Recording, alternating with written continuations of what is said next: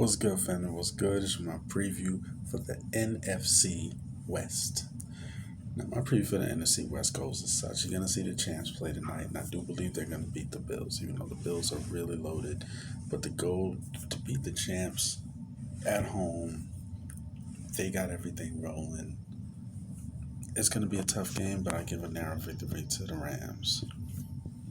Now, the most interesting team in this division, of course, we're going to bring up the real Seattle. Seattle's not a good team on both sides of the ball. They still have DK Metcalf, paid him a lot of money.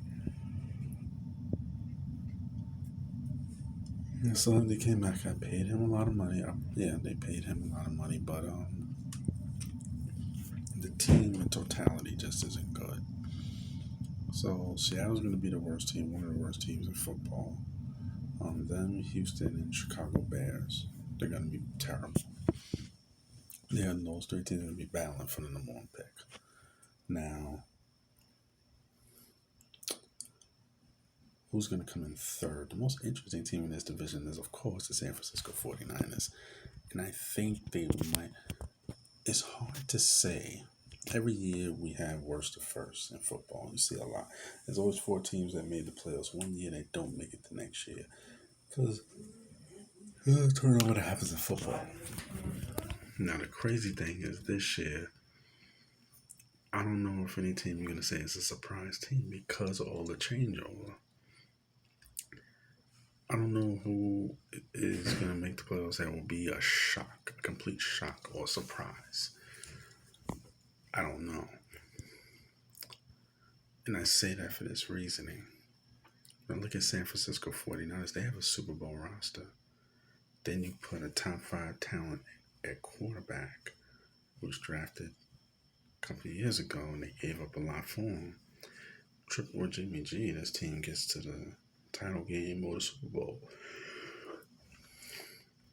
But I think they might have cost themselves Trey Lance by keeping Jimmy G. Because the psyche of a quarterback I've seen is a lot of times very fragile. And when you have that, a young guy who has established himself and he has to look over his shoulder, I think they might have cost him. I think they might have cost Trey Lance. I see where Shanahan's coming from. I think this was a move from up top. Because Shanahan's probably looking at, look, I got to coach around Jimmy G already. I might as well coach around a young kid who's more talented. That's what I'm thinking he's saying. I think John Lynch is saying, fuck that, let me keep him just in case. So, I think because of that, San Fran will be a good team. They'll be a good team, but I think they cost themselves Trey Lance. I see the Rams winning the division. And the Cardinals, the thing about the Cardinals, I think they're going to come in third because I don't know what's up with their defense. The best guy in their front, they lost Hassan Reddick. You know, he's in Philly. And losing Hassan Reddick, they lost Chandler Jones. They didn't pay Chandler Jones. Why? And you're relying on J.J. Watt. And J.J. Watt at this point in his career is he's not the one guy that you built the defense around up front. He's not that guy. He's coming in. He's in fantastic shape. God bless him.